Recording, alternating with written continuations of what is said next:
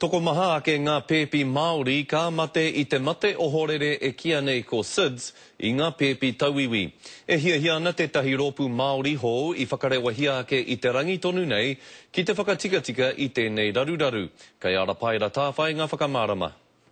He rangatira mō a pōpō. Engari he ono te kau ōrau o rātau ka mate nei I te mate ohorere. He mea nui kia mātou, kia awhina mātou I ngā whānau, kia taia e tātou katoa e tiaki ngā mokopuna. Ina te kaupapa nui I te hui nei a whakawhetu, he rapu kaupapa āwhina ki te ārai atu I te mate ohorere ara SIDS. Nō reira āhua, toru whātekau ngā pipi Māori e mate ana I a tau. Nō reira he mea nui kia aro atu tātou katoa ki tēnei kaupapa. Neke atu I te kotahi rauna tāngata I tatu mai ki te hui, ki te marae o Papakura I te rānei.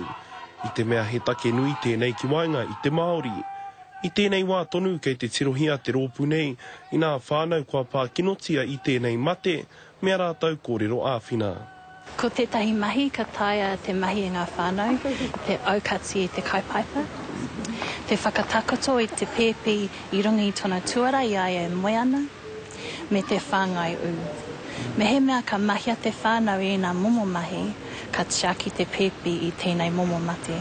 Mana ki I a tātou mokopuna, koe nei tā whakawhetu e hia tiana, hei painga mona whakatipurana a te Māori. Rapara tā whai, te karere.